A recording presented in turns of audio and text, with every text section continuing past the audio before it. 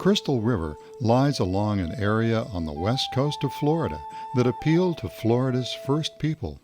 During the woodland period 1000 BC to 1050 AD, the rivers and estuaries in Crystal River provided enough food and game to sustain a large sedentary population.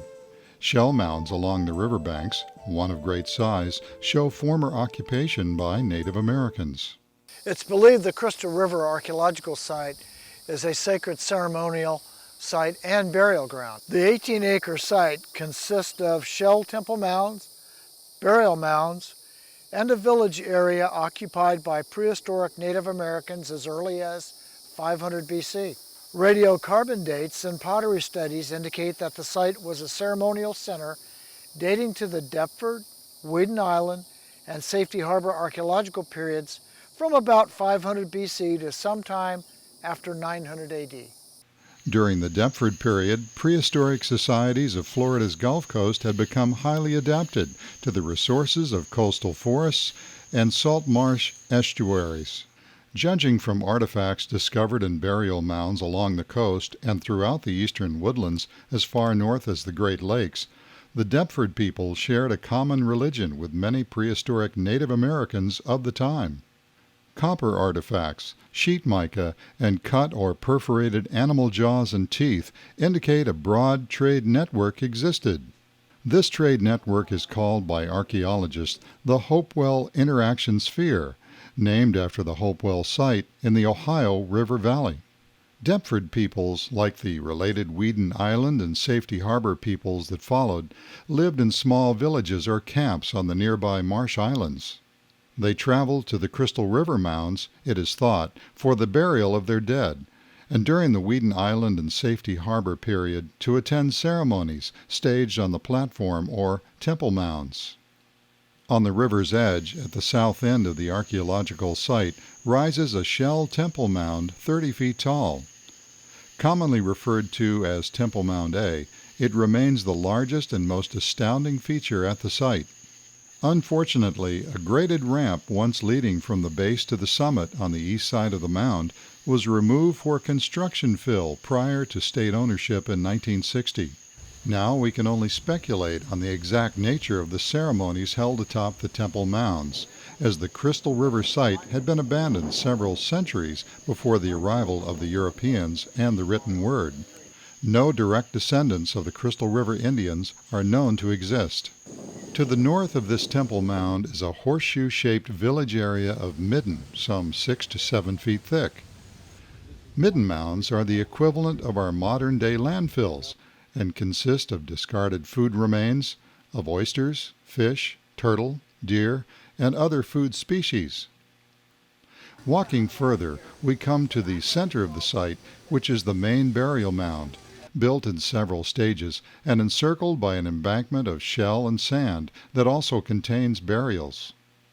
Clarence Moore concentrated his efforts in 1903 and following seasons in 1906 and 1917 in the excavation of the main burial area. Here he found many of the exotic artifacts for which Crystal River has become famous.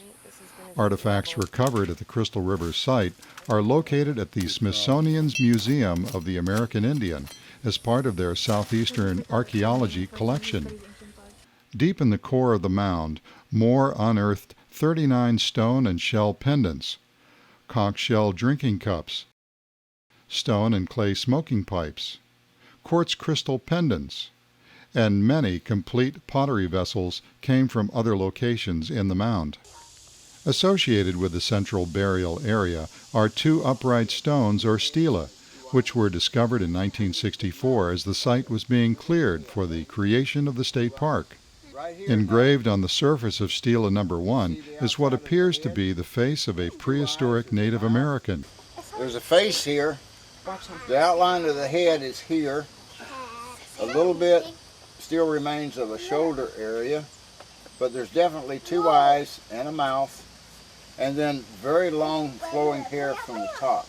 Though common at prehistoric ceremonial sites in Mexico, Central America, and the Caribbean, stela are not common to be found in archaeological sites in North America. It has been speculated that the stela may have functioned as markers for the summer and winter solstices and other celestial observations. Walking further, at the north end of the site, is a second temple mound with a graded ramp to its summit. We're standing here at Mound H. Look behind you there and you'll see a large open area, and if there were no trees there you'd see all the way to Mount A, the large mound by the river. This was an open plaza area, and so the Mount H could have represented a stage area for ceremonies conducted, and people out here at the plaza area would be able to see those ceremonies. The mound is 230 feet long, 13 foot tall. The north end of it, it actually has a smaller ramp, almost as a stage entrance. So we assume that people would enter the stage area from the back of the mound to put on ceremonies that people out in the plaza would be able to observe. It is interesting to speculate about the connections that might have existed between Crystal River and the ancient cultures of Mesoamerica. Few scholars have been able to resist the inevitable but general comparisons. However, there is no concrete archaeological evidence that the people of Crystal River had any contact with Mesoamerican societies or their cultural practices. While it is certain that the people of Crystal River by no means existed in isolation, the role of this site is best understood in its function as a ceremonial center for local and prehistoric societies. What many people don't realize is that the Crystal River Archaeological State Park is part of the larger Crystal River Preserve State Park, which encompasses over 27,000 acres and 19 different ecosystems. This part of the Florida coastline, often called the Nature Coast, has changed little since Europeans arrived nearly 500 years ago. These diverse ecosystems include pine flatwoods, hardwood forests, salt marshes, and mangrove islands. Several of the larger parcels added to the park over the years were acquired from families that homesteaded in the county. One tract was part of the turpentine industry in the early 1900s. Much of the property is still untouched, allowing visitors a glimpse of what this area of Florida looked like centuries ago.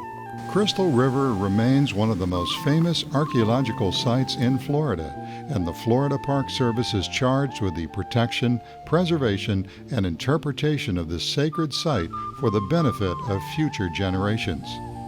In time, the site may reveal more answers in our quest to understand Florida's past. On behalf of the Florida Park Service, we thank you for visiting Crystal River Archaeological State Park and hope you'll enjoy one of our other award-winning state parks in the near future.